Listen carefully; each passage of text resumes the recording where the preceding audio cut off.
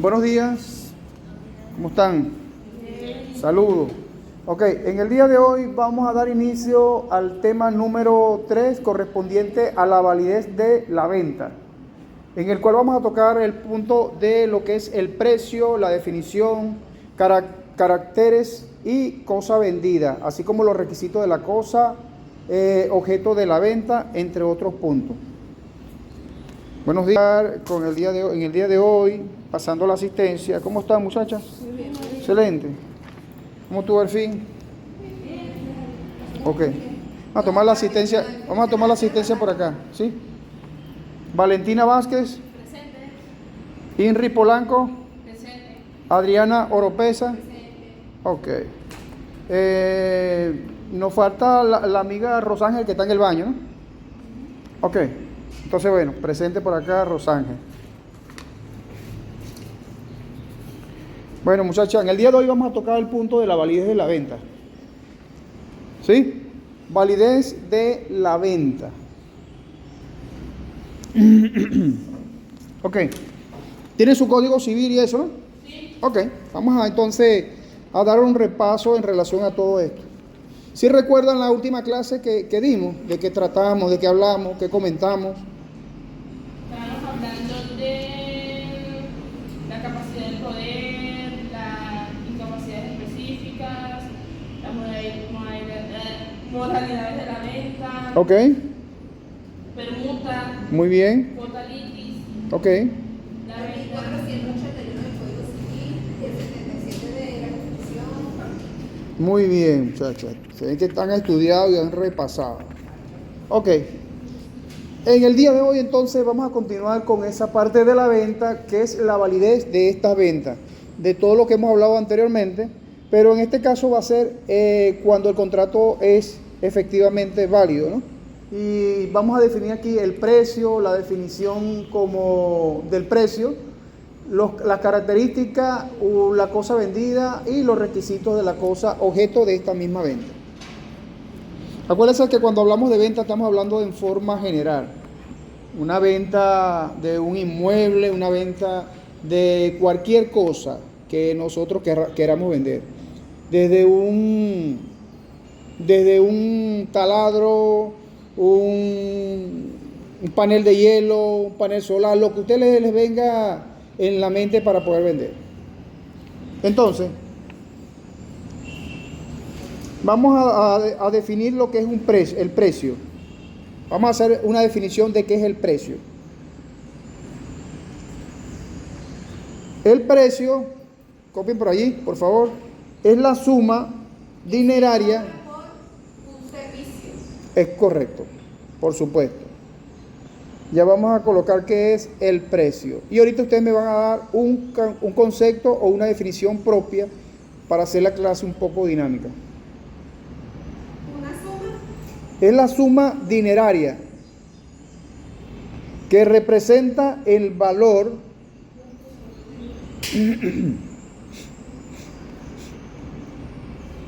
suma dineraria que representa el valor adjudicado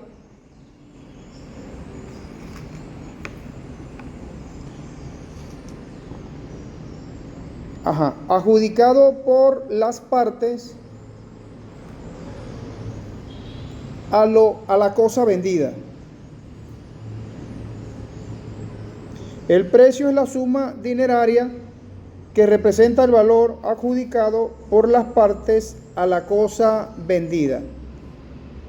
Es decir, que cuando se realiza un contrato de compra-venta, allí entre las partes deben establecer lo que es el precio, ¿no?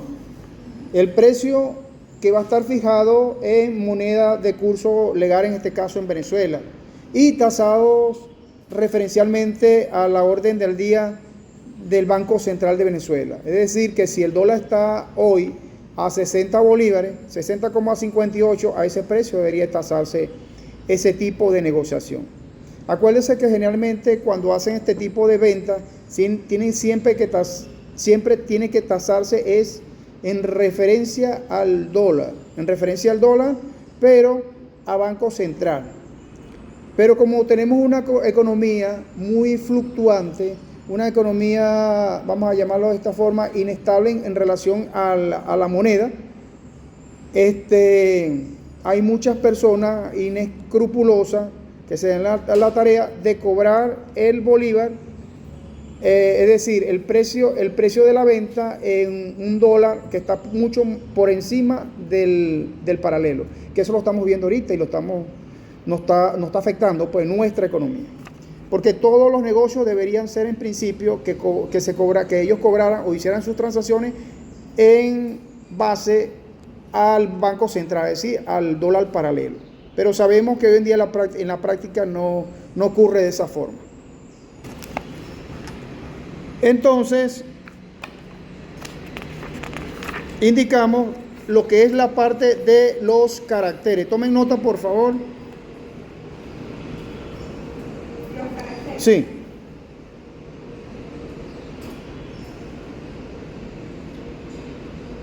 Ok, este precio debe ser real.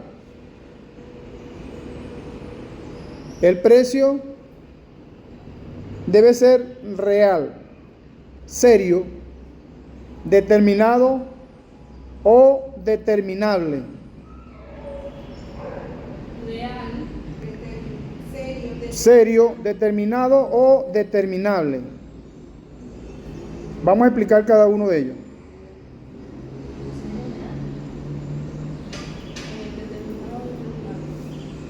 Real, serio, determinado o determinable. Estamos hablando de qué? Del precio. El precio de esa venta. O el precio que ustedes les vayan a fijar para poder transar en la moneda de curso legal. Vamos entonces a explicar lo que es el precio cuando debe ser real. El precio no puede ser el producto de una simulación. El precio no puede ser el producto de una simulación, ni estar basado en factores ajenos a la realidad, ni estar basados en factores ajenos a la realidad. El precio no puede ser el producto de una simulación. ¿Saben lo que significa una simulación? Ok. Ni estar basado en factores ajenos a la realidad.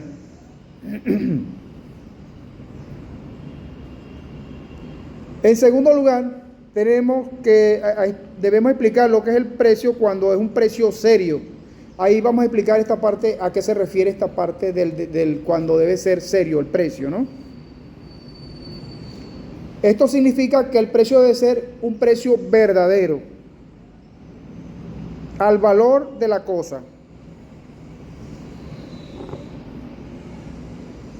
Puede ser de repente que incurra que el precio sea un precio irrisorio. ¿Sabe lo que es irrisorio? No. Irrisorio es un precio muy ínfimo. ¿Saben qué es un ínfimo? Un precio muy pequeño, muy por debajo de lo que se está tasando en el mercado. Por eso es que cuando uno va a vender o va a comprar alguna cosa, uno tiene que primero informarse, ¿verdad? ¿Qué hace uno cuando uno va a vender o a comprar alguna cosa, algún objeto, algún inmueble? Averiguar el precio. Eso es lo primerito que uno tiene que hacer. Y luego hacerle la tradición legal. La tradición legal es parte de esa investigación. ¿De dónde proviene esa cosa? ¿A quién le pertenece esa cosa? ¿Y cuáles han sido sus ventas? Si ha pasado por otras manos. ¿Me entiendes? En el caso de los apartamentos, en el caso de un vehículo, en el caso de, vamos a llamarlo así, un predio rústico. ¿Sabes qué es un predio rústico? Un predio rústico es como especie de un hato, una hacienda, ¿no? Donde se han ganado animales, plantas, en fin, es una hacienda, pues. Una finca, vamos a llamarlo así de esa forma. Esos son los predios rústicos. Ok. A eso se refiere lo que es la parte del precio serio, ¿no? Que no puede ser irrisorio significa que no está ajustado a la realidad. Por eso le dice lo irrisorio es lo mínimo. Por ejemplo, me estás pagando un precio irrisorio. Ya sabes a qué se refiere, un precio muy por debajo del mercado. ¿Sí? Y el segundo punto de este precio, cuando se dice que debe ser serio, significa también que el precio no puede ser vil. ¿Sabes lo que es vil? ¿Qué les da a usted a entender lo que es vil? Tú si eres vil, ¿a qué se refiere lo vil? ¿Ah? Es un precio inferior al valor de una cosa. Es muy vil, muy bajo también. Tanto el irrisorio como el vil son precios muy bajos, que están por debajo del mercado. Es decir, que tú vas a hacer una transacción o algún tipo de venta con una persona, algo despreciable podría ser en ese sentido, hacia la persona. Pero en este caso, como estamos hablando de precio, estamos hablando de un precio muy mínimo, muy irrisorio, muy ínfimo. ¿Estamos claros ahí? Es lo poquito, pues, que te pueden ofrecer y tú dices, oye, ¿qué está pasando aquí? Me están ofreciendo un precio muy bajo, cuando en el mercado se supone que debe estar más o menos a un precio mucho por encima de lo que te están ofreciendo. Imagínate que lo irrisorio sería 50 bolívares y en el mercado están en 2 bolívares. Es una diferencia. ¿Ves? Y así se tasan todo ese tipo de negociaciones a la hora de realizar una venta. O sea, para que la venta sea válida, entonces tienen que jugar con esos elementos. Ok, seguimos entonces. Vemos que en ambos casos la inexactitud del precio, hay una inexactitud del precio, puede ser un indicio. Ok, inexactitud del precio puede ser un indicio de la existencia de una donación encubierta. Ajá. Puede ser un indicio de la existencia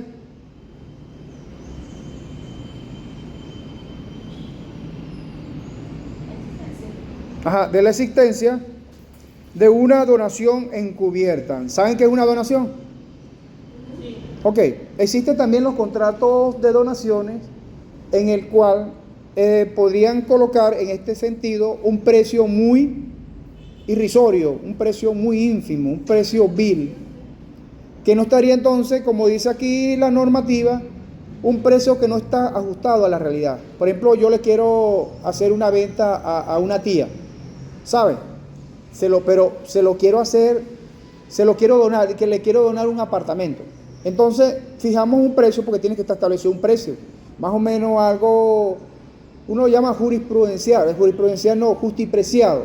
Entonces el justiprecio uno lo consigue en el mercado y entonces uno da un valor determinado por ese objeto o por esa cosa. Y así se pacta en el contrato de donación.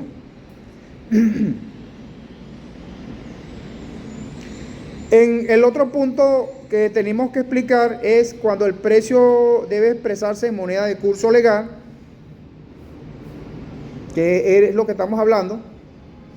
Actualmente, por existir prohibición legal específica en todo el territorio nacional, se conlleva a convenir la diferencia en bolívar, que debe emplearse únicamente como expresión del precio. La unidad monetaria de bolívar es siempre, y va a ser de esa forma, se transan siempre, va a ser en bolívares. Pero acuérdense que está ajustado siempre al precio que ustedes fijen de acuerdo al dólar paralelo, del dólar Banco Central, ¿sí? Dólar Banco Central fijado en la tasa oficial del Banco Central de Venezuela, lo que arroja allí la tasa oficial del Banco Central de Venezuela a la orden del día. Sí, porque por lo menos lo que son los impuestos y eso se paga En la moneda más alta, es lo que voy a explicar.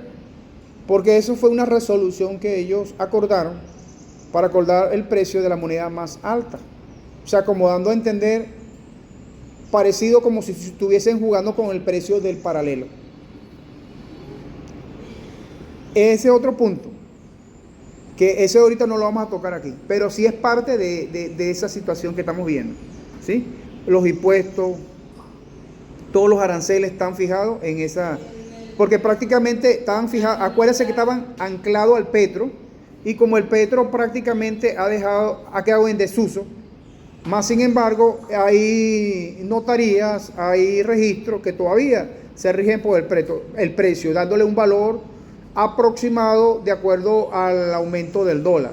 Entonces allí siempre se van a ajustar.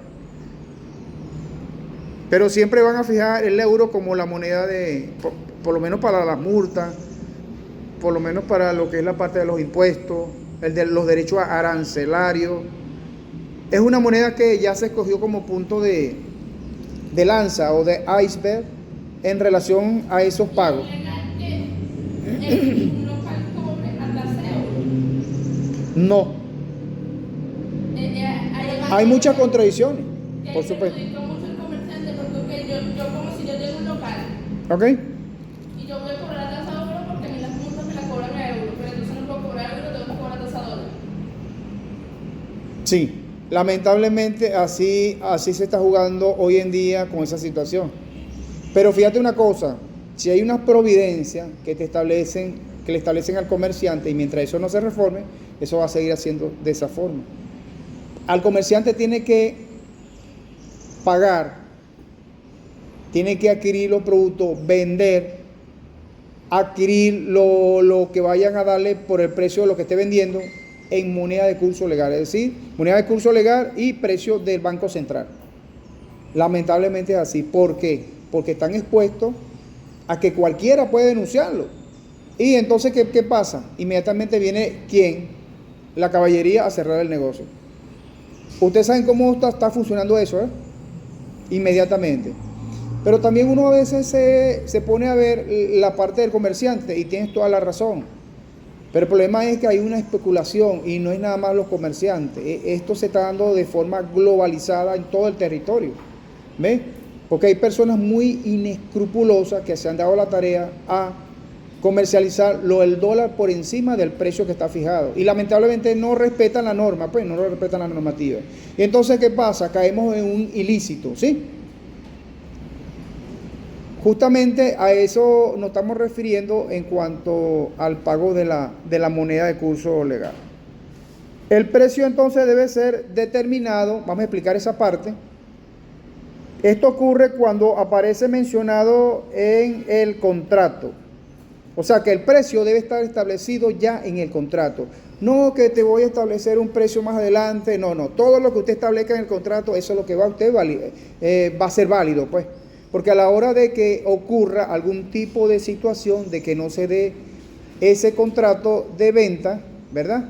Entre las partes, ustedes podrían y tendrían la suficiente prueba para ustedes impugnar, o van a hacer de repente algún tipo de recurso en contra, ejercer algún tipo de recurso en contra de ese contrato. Perfecto.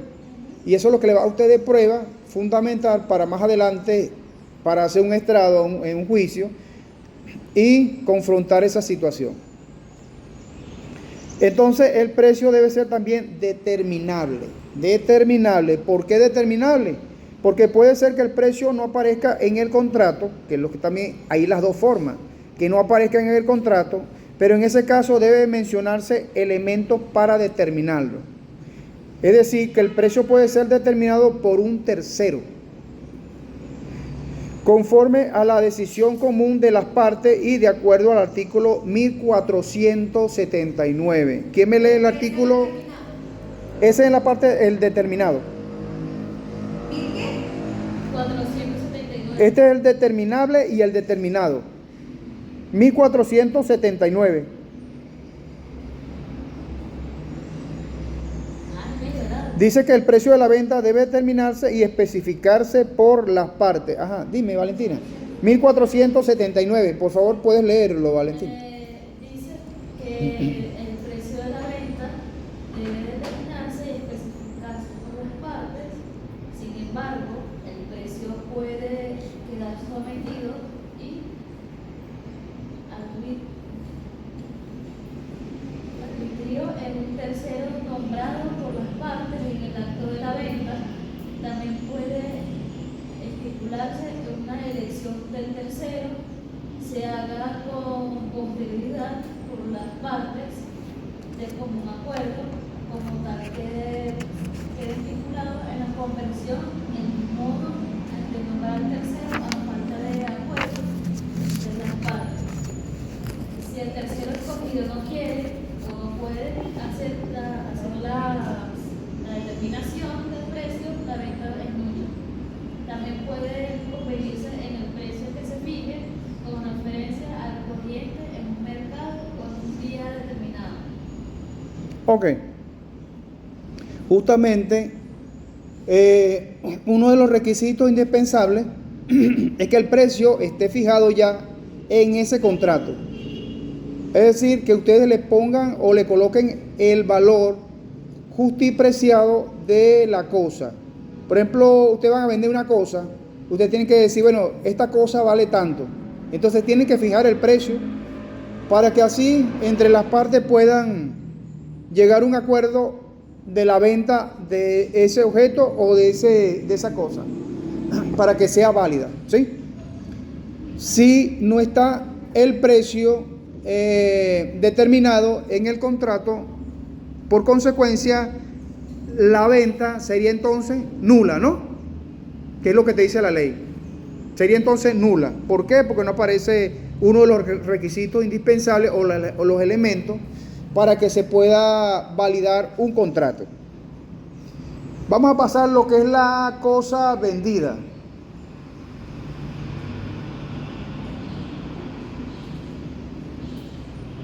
Ok, dijimos anteriormente que el objeto de la venta es el precio, ¿sí? El objeto de la venta es el precio y la cosa vendida. Entonces, ya nos estamos refiriendo a lo que es la parte, las características de este precio que nosotros le vamos a fijar. Lo vamos a hacer ahora en lo que es la parte de la cosa vendida. Vamos a ver los requisitos de la cosa objeto de la venta. En primer lugar tenemos, tomen nota, los requisitos de la cosa objeto de la venta. Sí. Requisito de la cosa objeto de la venta. Requisito. Objeto de la cosa objeto de la venta.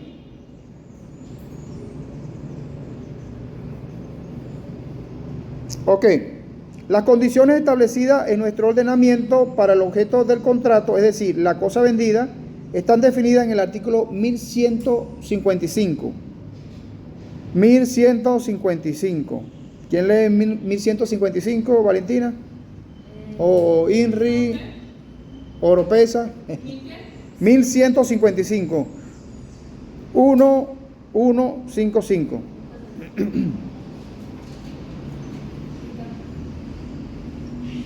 El objeto del contrato debe ser posible, lícito, determinado o determinable. Es correcto. ¿Por qué? ¿Qué es lo que estamos hablando anteriormente? Tiene que tener todos esos elementos para que sea un contrato válido, ¿no? ¿Sí? Ese es uno de los requisitos, ¿no? Lo que establece esa normativa, el 1155. Es decir, que ahí están las condiciones establecidas de nuestro ordenamiento para el objeto del contrato.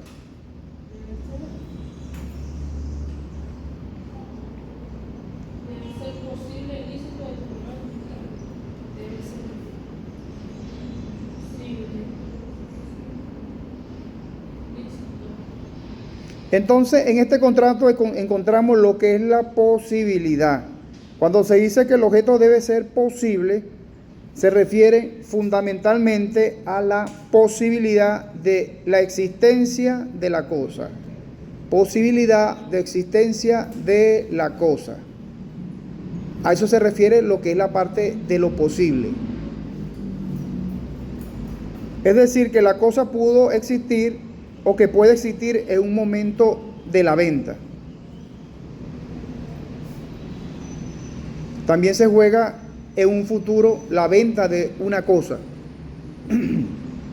Pero acuérdense que siempre tiene que estar establecidos los requisitos primordiales o las características o caracteres para que el contrato sea válido.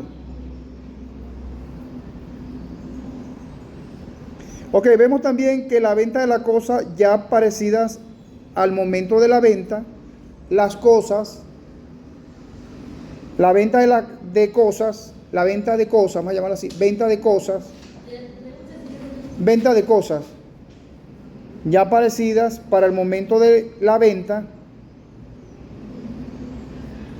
y la venta de cosas de futura existencia. Es decir, lo que existe y lo que existirá, lo pueden comprar. Pero que fijen algún precio.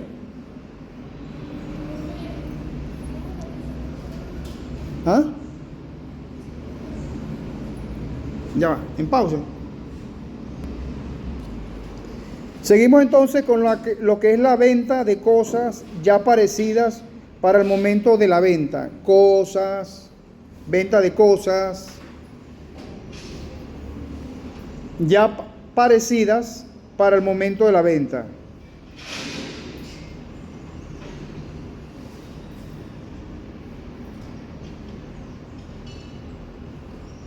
Esto está establecido en el artículo 1485,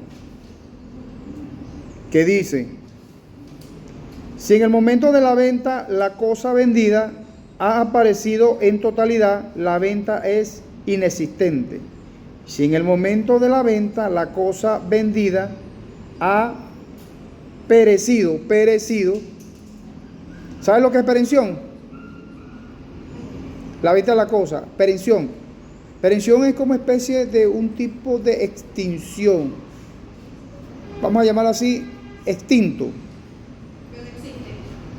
Podría ser que no es exacto, algo así como inexistente, o que se le acabó el plazo, vamos a llamarlo así, el lapso. ¿Sí? Entonces, cuando ocurre esa perención en el contrato de la venta de la cosa, por supuesto dice que no es válido tampoco. ¿Sí? Entonces tendrían que hacer un nuevo contrato.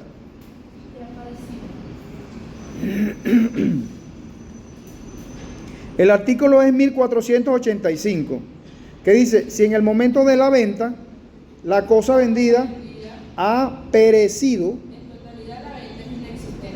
en totalidad la venta es inexistente. Si solo ha aparecido parte de la cosa, el comprador puede elegir entre desistir del contrato o pedir la existente, determinando su superación por espera. Es correcto. Y allí pueden negociar una nueva contratación. Un ejemplo, por lo menos hay unos de repuesto de moto que tienen mercancía $4,000, pero para el momento en que ya después la va a comprar, nada más tiene mercancía $2,000. El comprador puede elegir si seguirlo comprando con lo que le queda o simplemente no comprarlo. Claro, ese es un ejemplo también. Inexistencia de mercancía, de lo que llaman ellos el stock, ¿no? Inventario.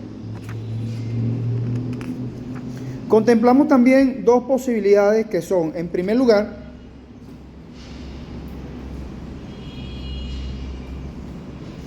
ya va, denme un segundito por acá, ¿eh? Ok, seguimos acá. Disculpen que entró esa llamada de esas personas del banco mercantil. Ok, vemos entonces como requisito de la cosa objeto de la venta,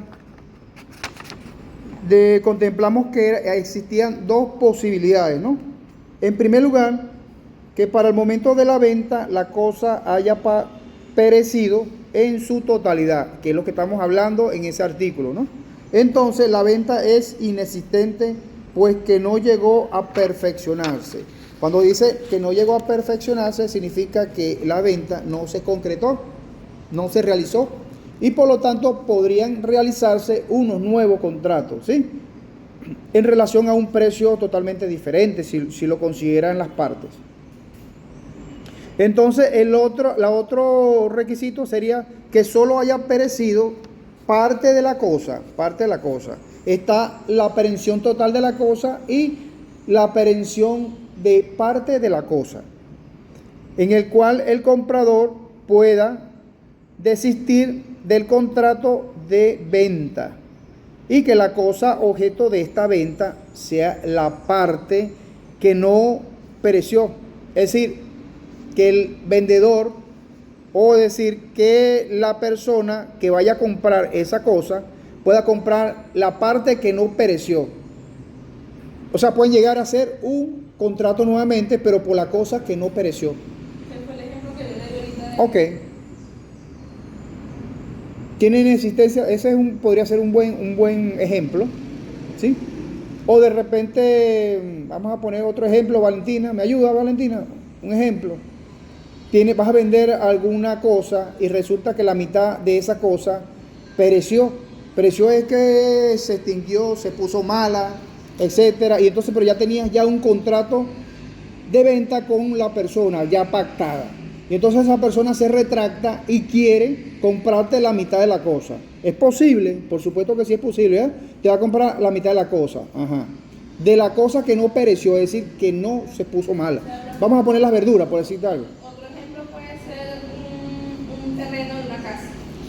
Ok. El terreno, un terremoto, un diluvio, no sé qué, y se dañó la mitad del terreno. Ok. Y la persona puede desistir de comprar la otra mitad o puede comprar la otra mitad haciendo un nuevo contrato. Podría ser también un ejemplo. ¿Estás de acuerdo, Valentina? Pero el problema es que hay que ver la zona de desastre, si fue declarada en zona de desastre, si son declaradas zonas inhabitables. ¿Por qué? Porque entonces Yo lo pensé que si es declarada de persona inhabitable, no puedes vender, no puedes hacer exacto. Entonces en ese sentido hay que pensar esas cosas. Dame un ejemplo, Valentina. Vamos a poner esa cabecita a funcionar, que ya funciona, por supuesto. Ajá. Dime, Valentina, un ejemplito. Ay, no, un ejemplo más. No, ahorita no se te ocurre nada. No, por ahora no. Tal vez más adelante sí, pero no se me ocurre nada. Ah, ok, perfecto, Valentina. Oropesa. Pero bueno, vamos a dejar el ejemplo, pero escuche una cosita, pero está bien esa parte que explicó Inri, pero siempre y cuando no haya existido el terremoto. Imagínate que un deslave también y la hayan declarado inhabitable y entonces no puede vender. Una pregunta, sí, también puede aplicarse con la copyright de un bien. ¿Cómo? Puede aplicarse con la copyright de un bien. ¿Con quién? Con la copyright de un bien, o sea. Sí, sí. Puede aplicarse allí. Sí. Pero estamos tratando lo posible de vender una parte y la otra no. Otra característica Ajá, ese es bueno, ¿eh? ¿Cuál sería? de un ejemplo, voy a vender 100 helados. Ok, Y se dañó el 40% de los helados, o sea, se dañaron 40 helados. Ok. La otra persona decide si comprar los 60 helados o no hacen un nuevo contrato exacto. Se supone que ya la persona tiene un contrato previo contigo, ¿no? con los 100 helados. Pero Se te pusieron malos. Ajá. Sí. Pasa lo mismo. Ese es un ejemplo claro. Y ponle cualquier ejemplo así, lo que tú se quieran imaginar. Unos panes que se pusieron malos, o de repente la mitad de unos cochinos, imagínense, unos puercos, ¿no? Que vayas a vender De la ganadería. en la ganadería. Por ejemplo, te ofrecieron venderte en el contrato de compra y Por lo venta menos mi mamá trabaja con cochinos. 5.000 cabezas de puerco, de marrano, y entonces resulta que en el contrato dicen esas 5.000, pero resulta de que se te murió la mitad por algún tipo de fiebre porcina. Mi mamá trabaja con cochino y mi mamá Ok. cría cochino. Y hubo una vez, obviamente usted no ha hecho control ni nada de eso, pero hubo una vez que una cochina, no sé qué pasaba con esa cochina, la que quedaba embarazada, ella quedaba embarazada, pero al momento de dar a luz no daba los cochinitos, o sea, salían puros fetos. ¿Ok? Y ella, cuando esa cochina quedó embarazada, hubo una persona que dijo, si esa cochina saca los 9 cochinos, que es lo que normalmente saca una cochina, yo te los compro todos. Y Ujú. esa persona pagó el 50% adelantado. Y cuando la cochina de luz no sacó ningún cochino. O sea, que dieron nada más como 2 cochinos. Ok, pero Y ahí- entregaron esos 2 cochinos a la persona Ok. y se le regresó la diferencia. ok, podría funcionar de esa forma. Porque así vamos a tratar en lo posible. Y todo en la vida, como le dije, todo es un negocio, todo es un contrato, todo es un compraventa. Como dicen por ahí, todo en la vida se compra y se vende. ¿Sí? Ok, seguimos acá. Por favor, se te agradece. Están grabando. Ok. Entonces vamos a pasar lo que es la venta de cosas de futura existencia. ¿Podrá realizarse una venta de cosa de futura existencia. Valentina Oropesa. Creo que sí. Si ambas partes ya se pusieron de acuerdo, sí. Eso es la palabra correcta que yo lo quería escuchar de Valentina, perfectamente. Ajá, ok, la venta de una cosa futura, de futura existencia, ¿verdad? Está establecida en el artículo, anoten por allí, 1156 del Código Civil, por supuesto. Que dice que las cosas futuras pueden ser objeto de los contratos, salvo disposición especial en contrario, lo que acaba perfectamente de decir Valentina. ¿Sí, Valentina? Sí. Ok, si quieres léeme el 1156, Valentina. Aquí está. Las cosas futuras pueden ser objeto de los contratos, salvo disposición general en contrato. Sin embargo, no se puede renunciar una sucesión aún no abierta, ni celebrar ninguna estipulación sobre esta sucesión, ni aún con el consentimiento de aquel de cuya sucesión se trata. Ok, ¿saben qué es una sucesión, Valentina? ¿Sí? Ok, ¿qué es una sucesión? Por decir un ejemplo, cuando se hereda algo de los padres,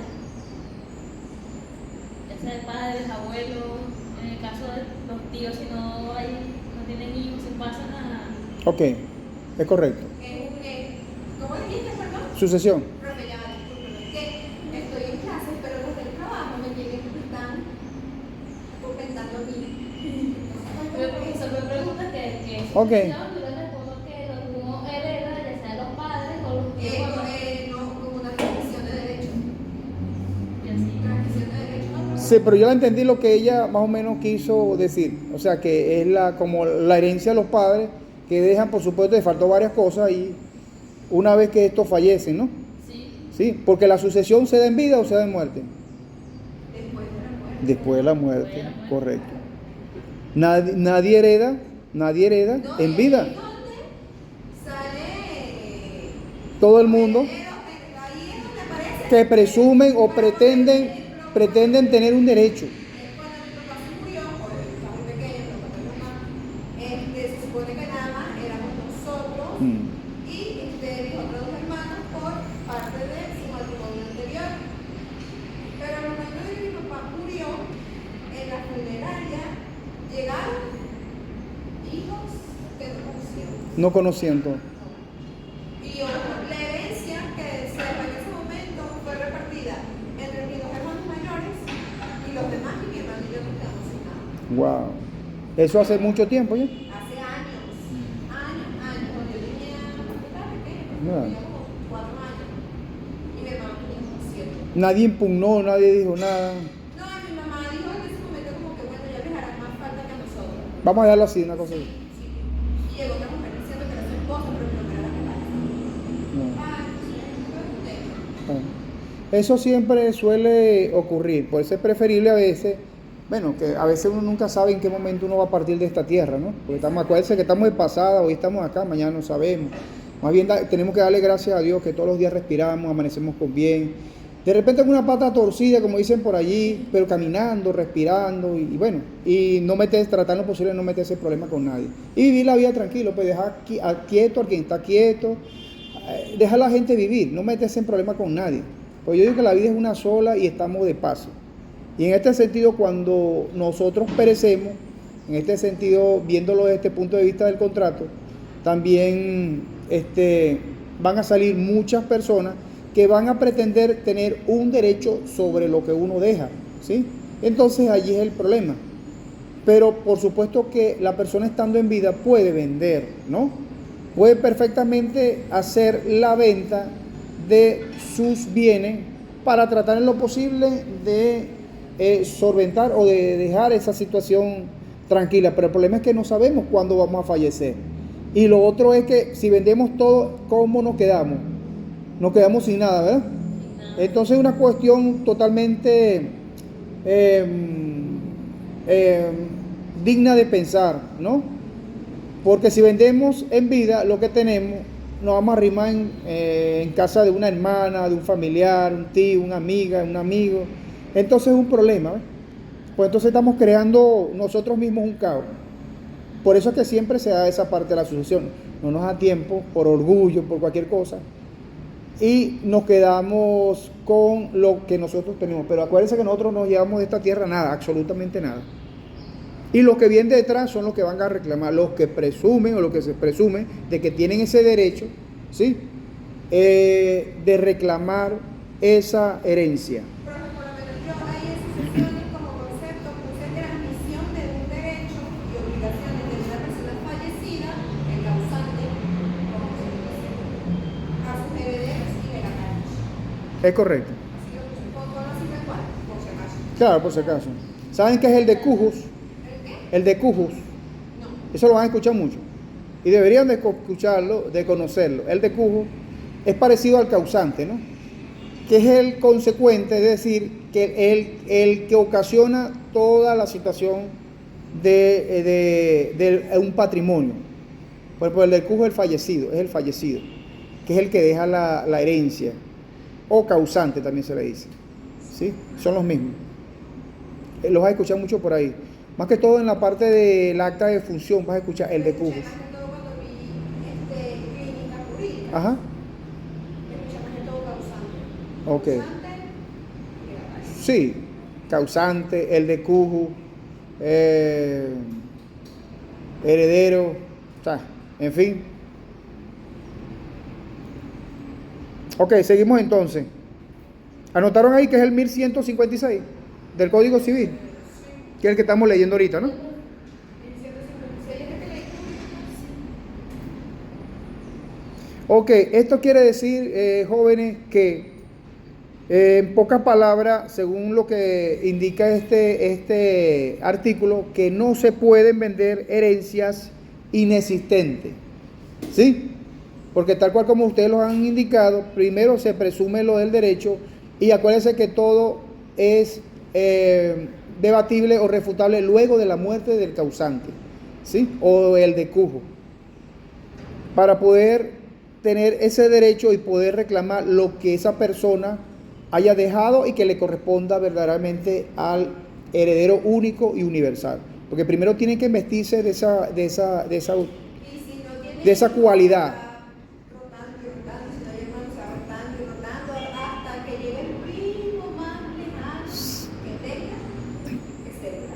Si es que llega hasta allá. Bueno, pero o sea, no pasa. Sí se han visto, puede ser que se han visto casos, pero el problema es que acuérdate que los primos no heredan. Los ¿Por qué no? primos. No heredan. No.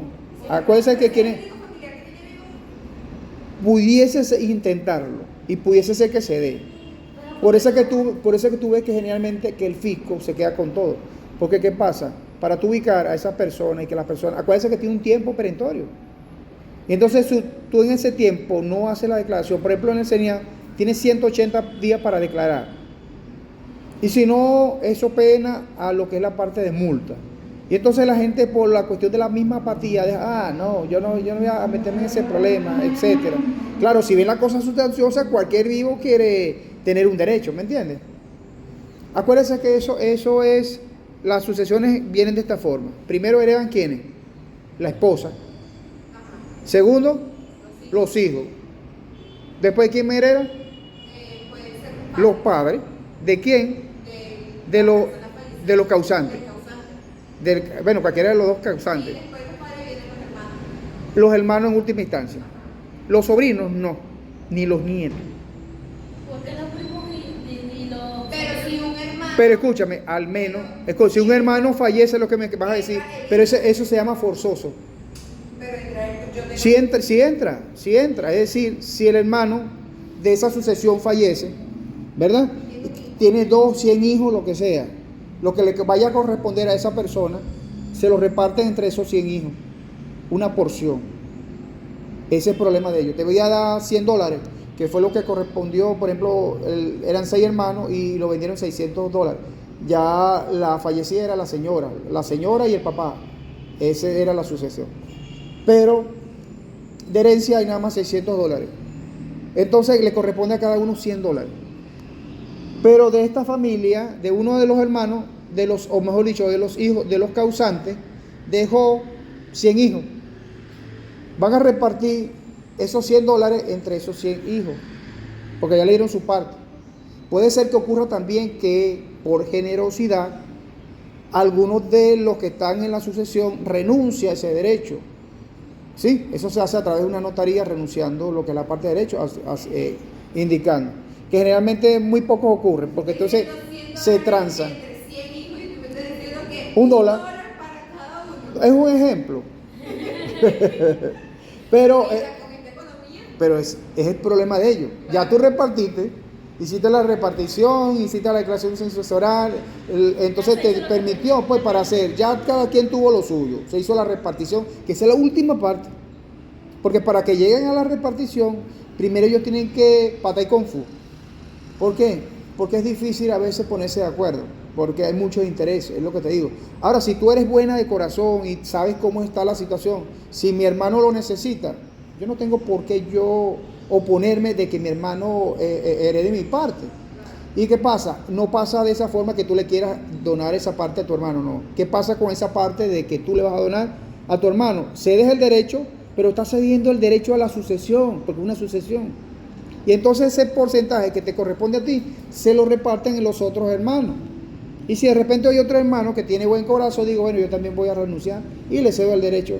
Ya serían 2 porciones para esa misma sucesión.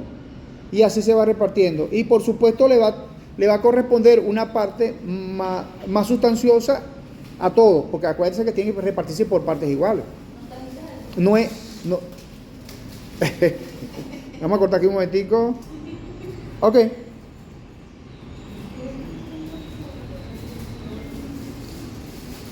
Entonces lo que estamos indicando en relación a este artículo, muchachas, paren por aquí para que vean en cámara.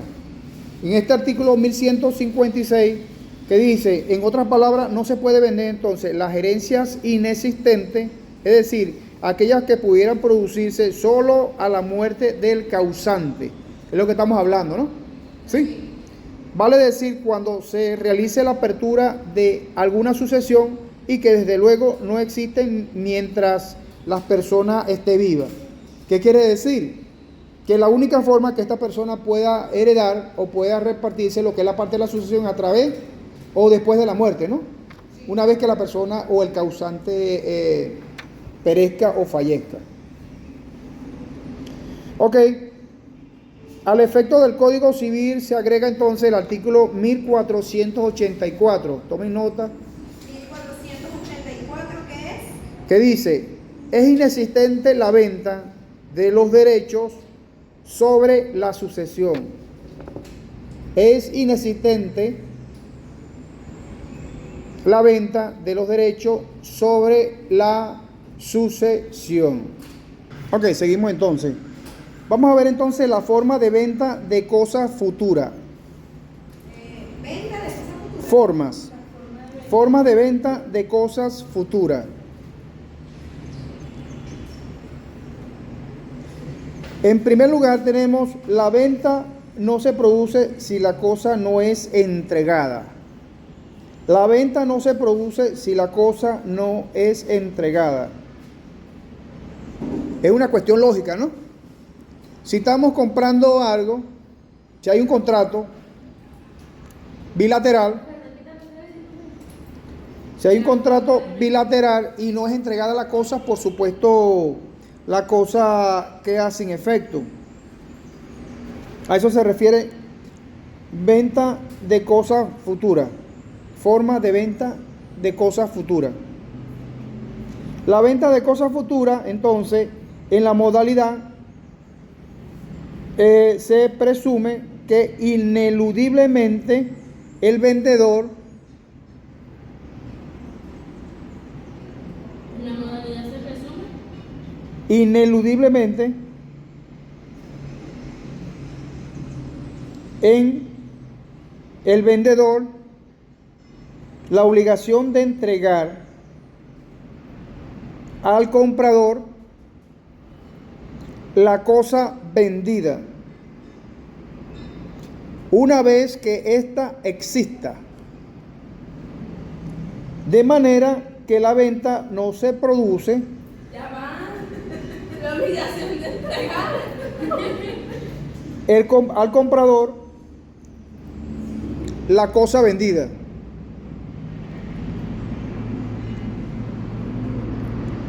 ¿Sí? Una vez que ésta exista.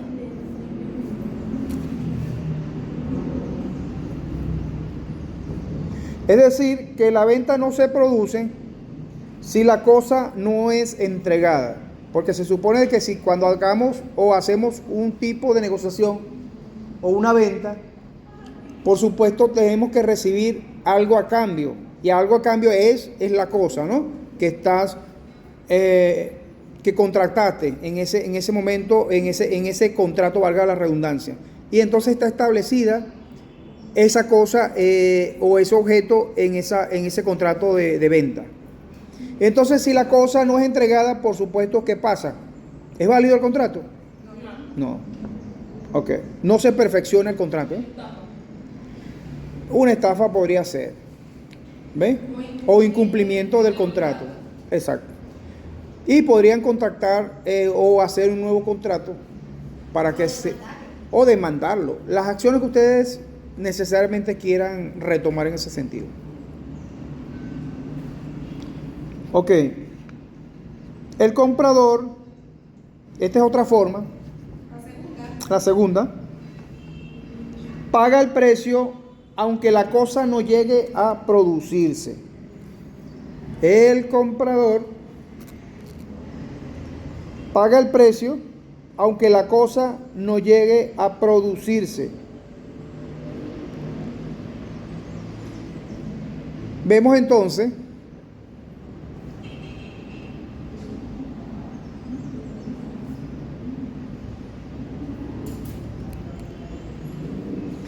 Vemos entonces que aquí tratamos y vemos que existe un contrato de riesgo, ¿no?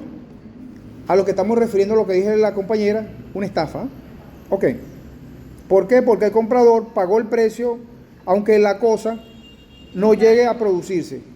Es decir, la cosa no se entregó. Es como lo que se está viendo mucho ahorita de que están haciendo urbanizaciones y puedes ir comprando mientras la urbanización Está en construcción. Está en construcción. Y tú vas pagando en cuotas. Ok.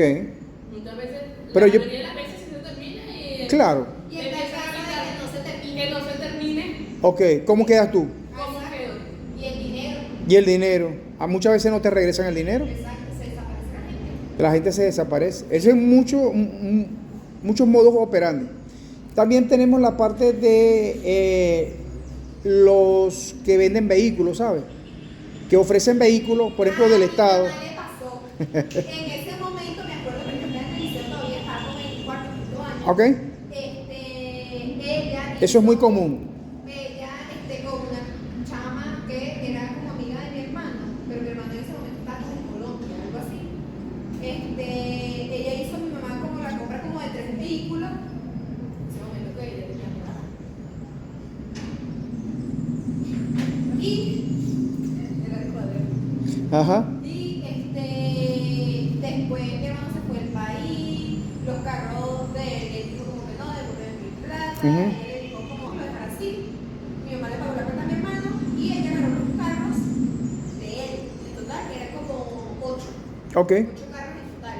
Que era una broma supuestamente que los iba a dar el gobierno, que yo no sé qué, yo no sé qué más. Y al final la chama se quedó con un poco de plata entre cuota y cuota y cuota y no hubo carro. No compraron nada. Porque anteriormente se veía mucho ese tipo de estafa, me acuerdo yo que era muy niña, que eran los SAN de carro.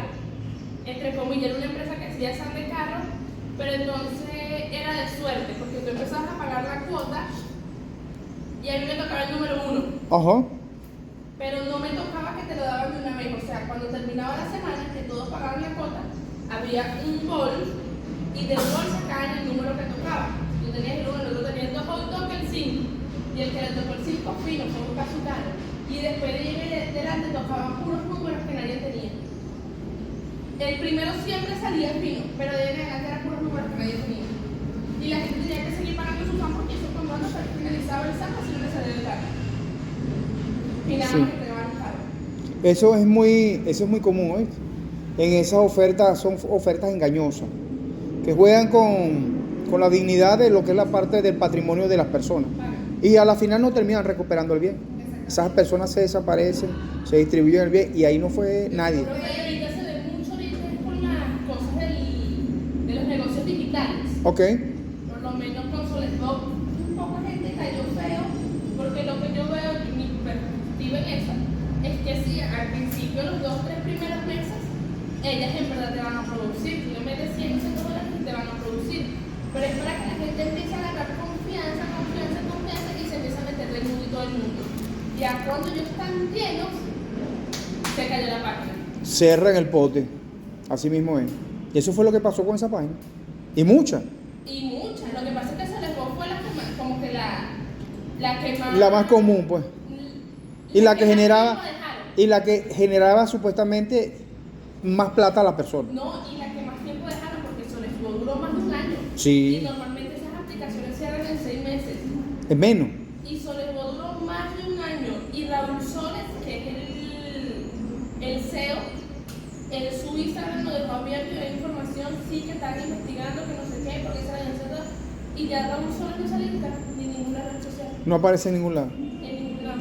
Yo tengo fe que algún día me mejor que se llama que Si la consigue, le manda saludos. Ok, seguimos entonces, muchachas, acá para terminar y terminando. Tenemos entonces que el comprador paga el precio, aunque la cosa no llegara a producirse, que es en este sentido lo que nosotros llamamos una estafa. ¿Sí? El término procedente del derecho romano se utiliza para designar un contrato mediante el cual el comprador paga el precio al vendedor, es lo que estamos hablando, por una cosa que puede o no producirse en un futuro, es decir, la entrega. Es decir, asumiendo el riesgo de pagar el precio a pesar de que la cosa no llegue a producirse. Es decir, entregas todo el dinero y quedas estafado. Lo que estamos hablando ahorita de ese caso. Por otro lado tenemos lo que es la parte de la solicitud o licitud. Vamos a colocar licitud, de lícito. En principio, tomen nota, en principio, licitud, terminen de.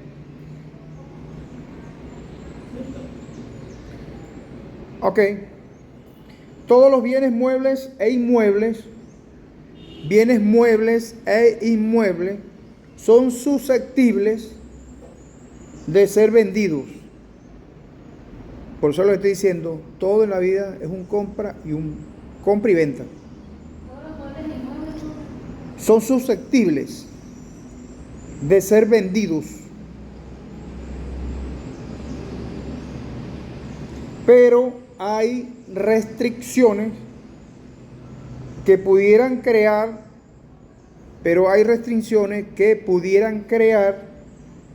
ilicitud en la venta. Ilicitud en la venta. pero hay restricciones que pudieran Crear ilicitud en la venta.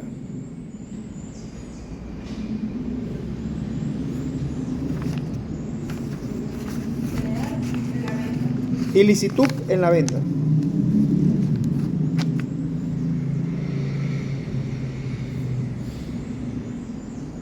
Correspondiente en la mención en el título de cosas que no pueden ser vendidas.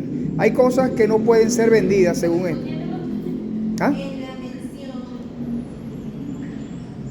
de las cosas Que no pueden ser vendidas. Que la vamos a ver más adelante.